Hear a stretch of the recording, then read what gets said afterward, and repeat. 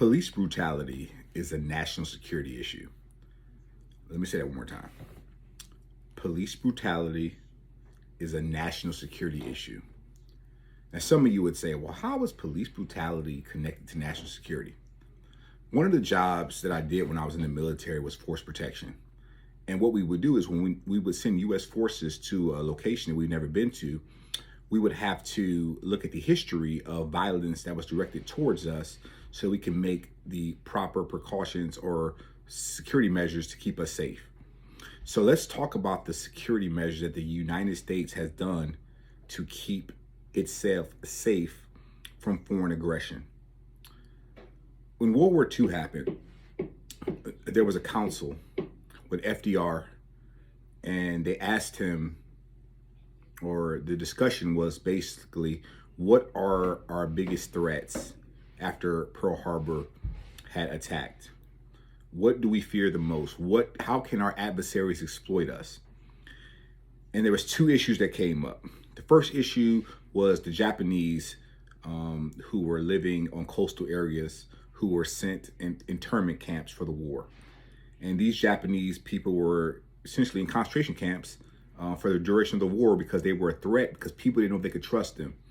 The second threat that they had was, the advisor said, the way we treat black people in this country is a national security threat. And he said, especially in the South, this could be exploited by our adversaries. So the decision to allow the military to be integrated was basically a countermeasure to counteract the threat of what were we going to do with all of these able-bodied military-age males who were black, who could be essentially courted by Soviet interest at the time. And so what ended up happening is that they said, well, the racists in the room said, well, we can't let them join the military. Because if we let them join the military, they're going to fight for the country, and then they're going to want rights. And then somebody had to explain to this individual that, well, if we take 1 million men from the South, who is going to enforce Jim Crow for you all down there? So the racists reluctantly say, okay, you can let them join, but don't give them any specific mission or job to do that's going to be, allow them to be heroic. Let's have them dig ditches. So when that ended up happening, they realized that as tens of thousands of white soldiers began to die in these wars, they needed manpower.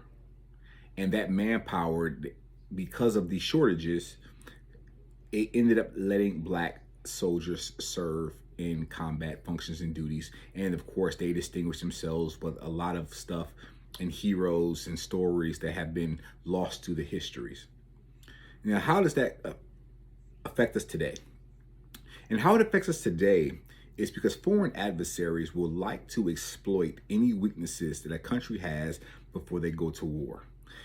That weakness that we have now is the way that we are being treated by the police. It is a weakness that can be exploited by twofold. One, it can cause domestic problems internally, because if the National Guard is out policing a neighborhood, then we'll understand that that National Guard can't be ready to called up to do something for the country. This is why Kennedy sent down the National Guard, or the presidents sent the National Guard. Eisenhower sent the National Guard in to help integrate those schools, because it was a national security issue. What the Southerners didn't realize is that if they had kept treating us the way they were treating us, that a lot of black people at the time, primarily blacks in leaderships, were essentially following other ideologies of freedom, primarily socialism, communism, and other isms. A lot of prominent black Americans at the time left overseas. W.E. Du Bois, you start to look at Richard Wright, even Baldwin left over and tried to understand how could we get equality in this country. And then we found allies in countries who did not necessarily want to help us, but they want to weaken America. And this still goes on to this day. There are countless examples of things that have been done in this country because it was for national security, not because of equality. The same thing with Brown v. Education. That was not done because of integration and was the best idea. It's because blacks were being taught in their schools ways to counteract the government and their oppression, and the government had to come in and co-opt that. So when I say that police brutality is an issue that is of national security, what I say that is because now if you go into the news, every time a black person is killed unjustly in America, it's on Chinese TV. The Chinese are coming out and saying, look at how Americans treat their black citizens or black so-called citizens. Look at how they're treated.